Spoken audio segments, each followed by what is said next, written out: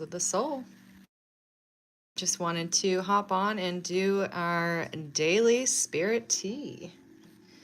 So, hope everyone is having a fantastic day or night whenever this does find you. This will be a timeless reading, so whenever it pops into your path is when it is meant to find you.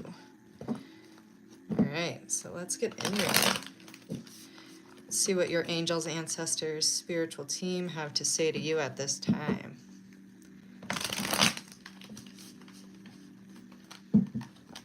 Let's check out what the vibe is. All right, Spirit, let me know what messages the collective needs to hear today.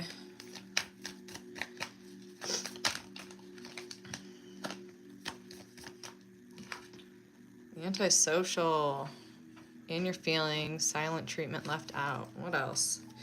Some of you may be in this hermit mode right now. Some of you may be in that hard, emotional space. What else? Well, we got quite a few here that just popped out. I'm going to take all the ones that went over. Yeah, isolation. What's going on, guys? Rejected, left alone, self-inflicted. We got waves, we got laughter, and epiphany. So, for some of you, this may be an important time, this hermit space, this isolation, this feeling antisocial and leaning into yourself. Maybe a very auspicious time of healing and super necessary.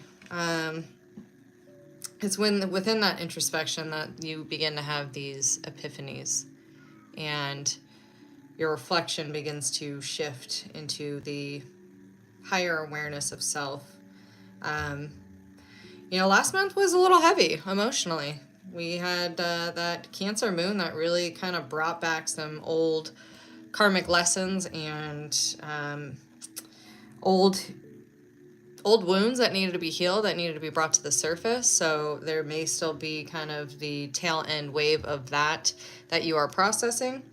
And now we're in Leo season, which is a very fiery, passionate type of energy moving forward. So that may be kind of the light under your ass that you need in order to get going, to break that old pattern of that same internal talk that's kind of been a bit challenging or a bit bogged down, I'm hearing. Remembering to connect into laughter, into your joy and your happiness. Find healing through laughter. Find the funny moments in the challenges. It's so easy to get caught up in negative thinking and that thought pattern and that cycle. So, let's look into this further. Spirit, how does... For some of you, you really just need a good hug. And I know that sounds so silly and simple, but sometimes a good solid hug and a good cuddle, like a cuddly teddy bear, is really what is needed for your healing journey right now. Maybe even going to visit the water, going to the beach, feeling that nice ocean breeze. What else do we have here, Spirit?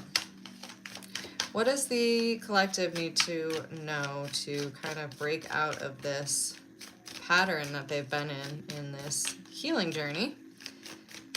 What do we got? Rebirth. Yeah, buddy. Let's go. Rebirth. All right, end that old cycle. You're on the next turning point of it. Moving forward, this kind of reminds me of that, the cosmic egg. That rebirth, that being able to crack into new paradigms, connecting to your higher source, to your higher team, your angels, ancestors, knowing that you have to go through those old deaths of the old paradigms in order to spin that cycle and begin the next chapter, keep that ball rolling, this next rebirth. The rebirth is like when the phoenix rises from the ashes, or, the butterfly comes out of that chrysalis stage. It's time to bloom. It's time to blossom. So for a lot of you, that old cycle is just on the brink of ending. You might just need to push yourself a little bit from that comfort zone and jump out. All right, what else we got? Show me, Spirit. What else does the collective need to hear on this healing journey? Emotions. Yeah, there's been a lot of emotions, but I'm like digging this imagery of this jellyfish here. You know, they're just so fluid. They're ever changing. They're transformative. They have that sort of iridescence to them that's reflective of all the colors of light, the whole spectrum. And I feel like a lot of this journey has been that. It's been you having the ability and experience to see the whole spectrum of light that you bring, that you experience, that you harness. And also like being able to move freely through the emotional waters, being able to shapeshift, to change forms. What else, Spirit? Give me a couple more on this. What else does the collective need to hear on this healing journey for them? If you guys haven't already and this resonates, hit that like button and subscribe. Helps me grow this channel. Ooh. All right, I'm going to take this top one, but that was way too many. You know what? I'm going to take all of them because why not? They all flipped. A lot of green energy. I love that. But we got harmony, finding balance, balance in your sanctuary and not being too rigid, finding structure within your experiences, but again, not being too rigid. That having that delicate balance to find center. Harmonizing those energies of that introspection, that antisocial, and healing. Let's put this in so you guys can see it. Then we have intention, radiating out. You know, the seeds that you plant in your subconscious, the words that you speak internally become your voice externally. And in turn begins to become your awakened reality. So be very, very, very conscious about the words that you speak in your mind and what your intentions are, what you're sending out. For a lot of you, this introspection and connection and meditation is very important. You know, she's got her eyes closed here. Keep hearing closed eyes, clear vision. So again, having that visualization, bringing forward that energy in what you'd like to see in your awakened reality. And we have greatness. I'm going to cover her up here. But greatness. We got this beautiful peacock of transformation, tuning in and tapping into that color spectrum again. Yeah, just knowing that you are a thing of beauty, that you have such an aura about you that others just want to like observe you in awe of your greatness, of who you are. And this like dynamic expression that you have. Interesting. You know, I'm feeling really called to read this one from the book in particular. So let's pop into it. There might be something. Might be a message in here that you guys need to hear. So let's see.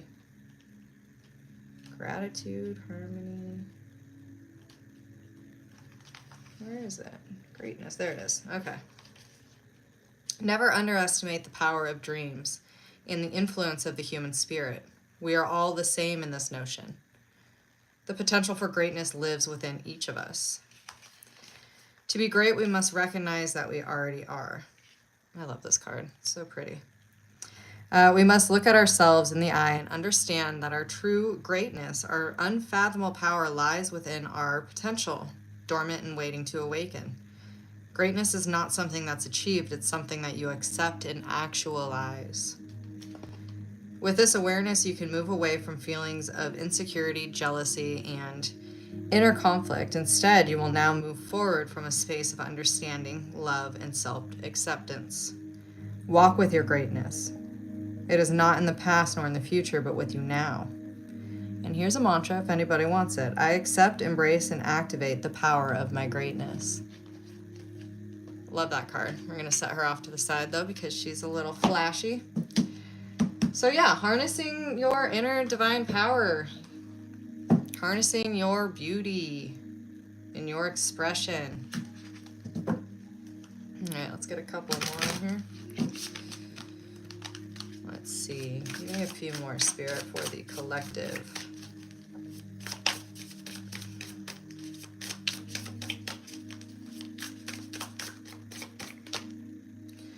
We got the Sun. Be patient. It will come. Manifestation. Power. Zen. Is that what it says? I actually can't even read that. What does that last one say? Oh, 11:11. That was so hard for my eyes right now. I swear I read it as Zen, so maybe you guys need to Zen out. Go out and get yourself some vitamin D, if you know what I mean. But having patience, and we just missed 11:11 on the clock. Have some patience. Allow things to illuminate in their own time. Allow things to have that beautiful radiance. Express yourself. Being patient for the intentions you're setting to manifest. What else, Spirit? Let's get one more on this. And then we're going to close out here.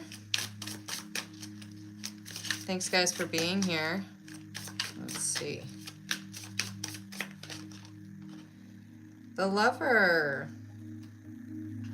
It is safe to surrender to good feelings. Aphrodite, passion, abundance.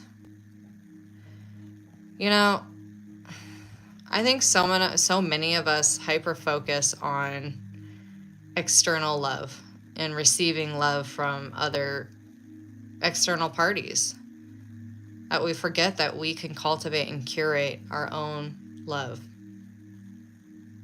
and surrender to the good parts of love, to the grateful parts of love, to the beautiful parts of ourselves, to the vulnerable,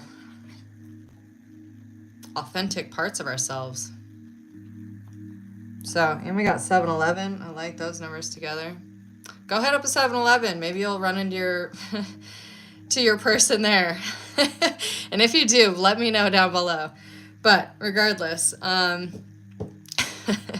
wouldn't that be a story? Regardless, remembering to have that inner self-love, that inner sanctuary.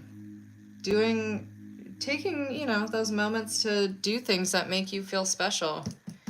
Take a bath, get a massage, go for a run, go to the beach, take yourself on a vacation or out to dinner. Do those little things of love. Because the more that you vibrate at that plane, the more you begin to attract that type of energy into your world. So with that being said, this is your reading. I'm going to leave this here. I will see you guys on the next one. Thanks. Bye.